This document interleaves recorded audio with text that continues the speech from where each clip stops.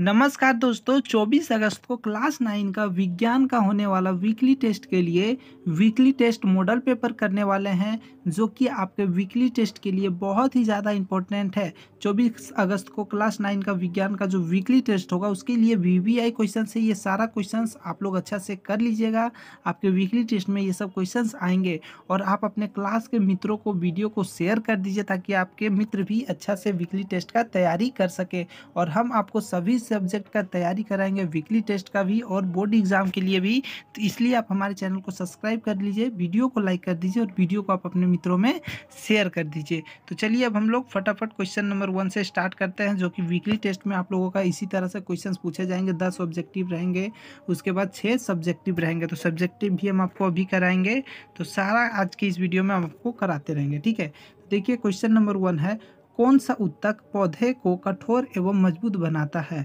तो उत्तक का मतलब होता है कोशिकाएं, जो कि बहुत सारे कोशिकाएं रहते हैं, जो कि जिनका हर कोशिका का अपना अपना अलग अलग काम होता है, ठीक है। तो उत्तक का मतलब कोशिकाएं होते हैं। और कौन सा उत्तक जो कि पेड़ पौधों को कठोर और मजबूत बनाने में सहायता करता है। तो स्क्लेरन काइमा, ठीक है। स्क्लेरन काइमा उत्तक जो होता है वो पेड़ पौधों को कठोर और मजबूत बनाता है, ठीक है।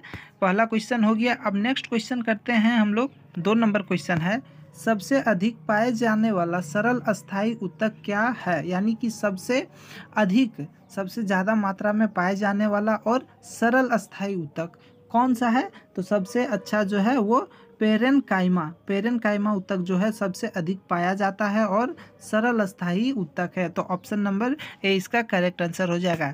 ये सब क्वेश्चन जो है बच्चों आपके वीकली टेस्ट के लिए इम्पोर्टेंट है, उतना ही इम्पोर्टेंट आपके बोर्ड एग्जाम 2025 के लिए भी है, ठीक है। तो आप अभी से ही आप अपना तैयारी बोर्ड एग्जाम के लिए भी कीजिए, ताकि आप अपने बोर्ड एग्जाम में बहुत ही अच्छा परफॉर्मेंस कर सके, ठीक है। ये सब क्वेश्चंस को आप लोग याद कर लीजिए, अच्छा से लिख लीजिए, ठीक है। उसके बाद तीसरा क्वेश्चन है, स्थिति में परिवर्तन को क्या कहते हैं। यानी कि स्थिति का मतलब एक जगह से कोई इंसान चलकर, एक जगह से चलकर दूसरे जगह जाता है।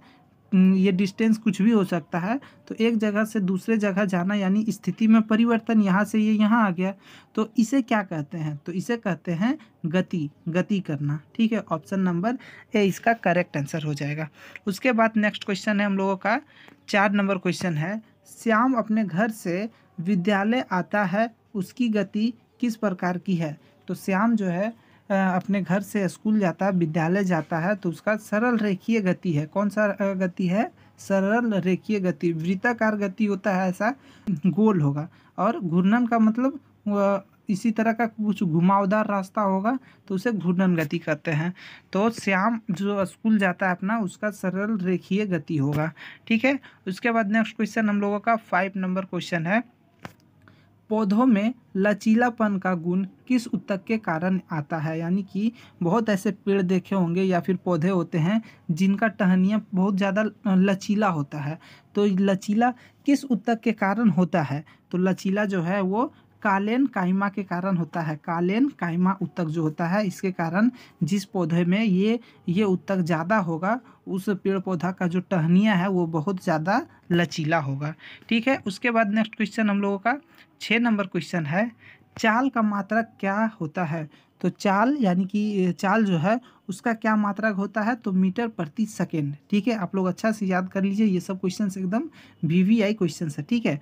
क्या चाल का मात्रक होता है, मीटर प्रति सेकेंड। उसके बाद नेक्स्ट क्वेश्चन है हम लोगों का 7 नंबर क्वेश्चन, उस सरल अस्थाई उत्तक का नाम बताइए जिनकी कोशिकाएं मृत होती है। यानी कि ऐसी उत्तक का नाम बताना जिसकी कोशिका जो है वो मृत अवस्था में होता है, ठीक है।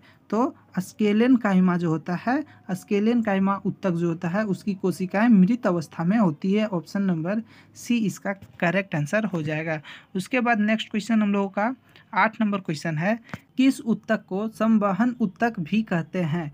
तो संवहन उत्तक जो है वो जाइलम उत्तक को कहा जाता है, ठीक है। जाइलम जो होता है, जाइलम उत्तक, उसको संवहन उत्तक भी कहा जाता है। उसके बाद नेक्स्ट क्वेश्चन हम लोगों का 9 नंबर क्वेश्चन है, वेग में परिवर्तन की दर को क्या कहते हैं, यानी वेग जो होता है उसमें परिवर्तन का दर को क्या कहा जाता है। तो वेग में जब परिवर्तन का जो दर होता है उसे त्वरण कहा जाता है। क्या कहा जाता है? त्वरण। वेग में परिवर्तन का दर को त्वरण कहा जाता है। तो आप लोग अच्छा से याद कर लीजिए। उसके बाद नेक्स्ट क्वेश्चन हम लोगों का 10 नंबर है, वेग समय ग्राफ की ढाल क्या व्यक्त करती है। यानी कि वेग समय की जो ग्राफ की जो ढाल होती है वो क्या क्या व्यक्त करती है। तो वो त्वरण को व्यक्त करती है। ठीक है, त्वरण। ऑप्शन नंबर डी इसका करेक्ट आंसर हो जाएगा। अब यहाँ पे देखिए, अब आपका वीकली टेस्ट में जो है 2 अंक के होंगे। ठीक है, तो देखिए वो क्वेश्चंस भी आप लोग देख लीजिए, सब्जेक्टिव क्वेश्चंस भी। ओडोमीटर, ओडोमीटर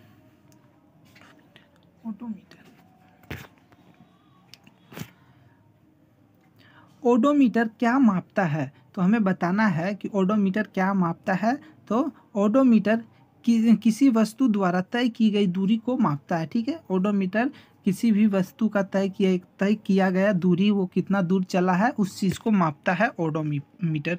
ठीक है, उसके बाद नेक्स्ट क्वेश्चन है, एक समान गति किसे कहते हैं।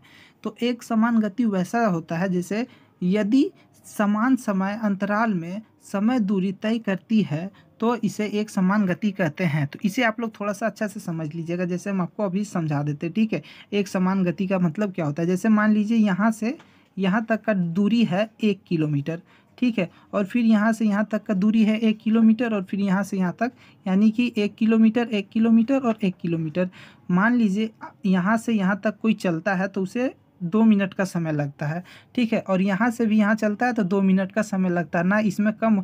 यहाँ से जब यहाँ आता है तो 2 मिनट लगता है, फिर यहाँ से भी यहाँ जाता है तो 2 ही मिनट लगता है ना, समय में घटता है ना समय बढ़ता है। तो इसे कहते हैं एक समान गति। ठीक है, एक समान गति यानी एक ही गति से चल रहा है। अगर वो 2 किलोमीटर पर आवर चल रहा है तो वो पर 2 किलोमीटर पर आवर ही चलते जा रहा है, तो उसे कहते हैं एक समान गति। ठीक है, उसके बाद हम लोग 3 नंबर वाला क्वेश्चंस करेंगे, 2 क्वेश्चंस करेंगे 3 नंबर वाला।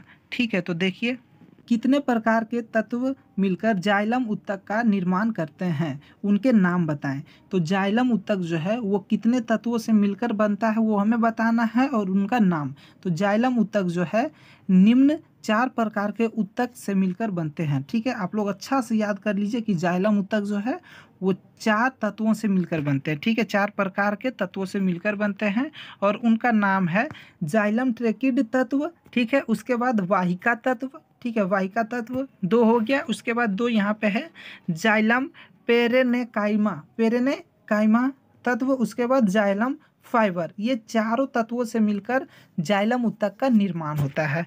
ठीक है, अब यहाँ तक हो गया। अब दूसरा क्वेश्चन है, सरल उत्तकों के कितने प्रकार हैं, यानी कि सरल उत्तक जो होते हैं उनके कितने प्रकार हैं।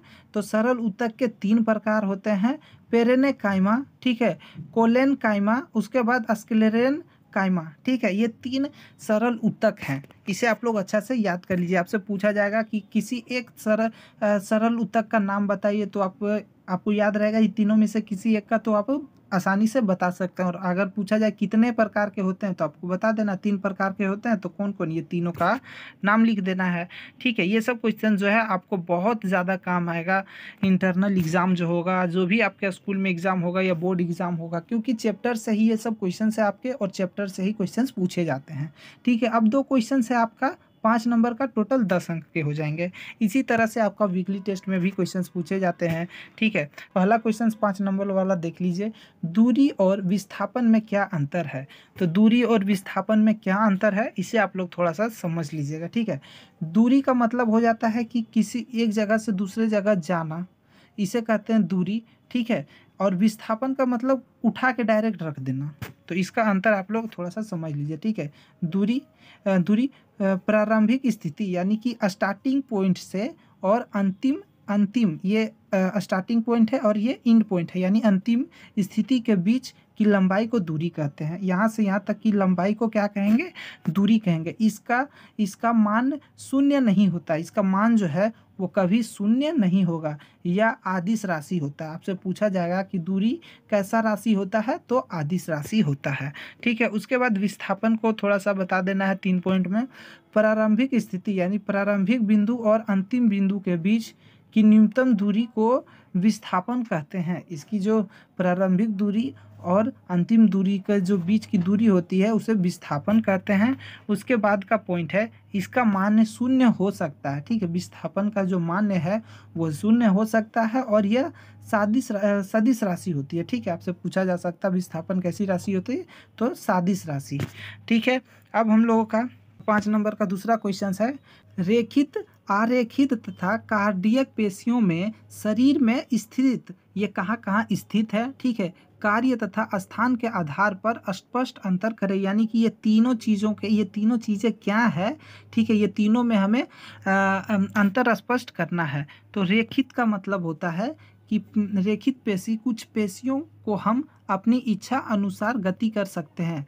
ठीक है, इसे एक ऐच्छिक पेशी भी कहते हैं, यानी कि ऐसा कार्य जो कि हम खुद कर सकते हैं। ठीक है, इन्हें रेखित पेशी कहते हैं। जैसे हाथ और पैर को विद्यमान करना, हाथ हिलाना, पैर चलाना, खुद चलना, ये सब हम खुद कर सकते हैं, तो इसे ऐच्छिक पेशी कहते हैं। और आरेखित पेशी वैसी पेशी होती है जिस पर हमारा नियंत्रण नहीं होता। जैसे आँख का झपकना, इस पर हमारा कोई नियंत्रण नहीं होता। सांस लेना, इन सब चीज़ों पर हमारा नियंत्रण नहीं होता। सो भी जाते हैं फिर भी सांस चलते रहता है। तो देखिए, आरेखित पेशी, कुछ पेशियों को हम अपनी इच्छा अनुसार गति नहीं कर सकते हैं। ठीक है, गति नहीं कर सकते, उन्हें अनैच्छिक पेशी कहते हैं। इसे आरेखित पेशी भी कहते हैं। ठीक है, आरेखित पेशी भी कहते हैं। जैसे आँख की पलक, फेफड़े की श्वसनी आदि, इन सब चीज़ों पर हमारा नियंत्रण नहीं होता है। उसके बाद कार्डिक पेशी क्या होता है, तो हृदय की पेशियाँ, ये होता है हृदय की पेशियाँ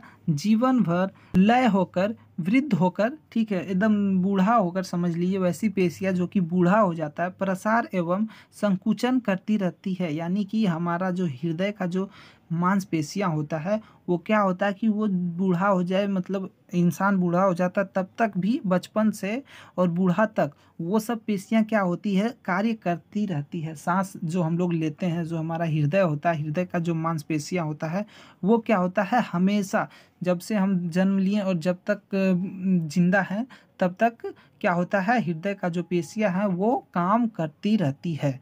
तो इसे बोलते हैं कार्डिक पेशियाँ। ठीक है, ये तीनों चीज़ था। तो अभी हम आपको 16 क्वेश्चंस करा दिए हैं और क्वेश्चंस को अच्छा से समझा भी दिए हैं।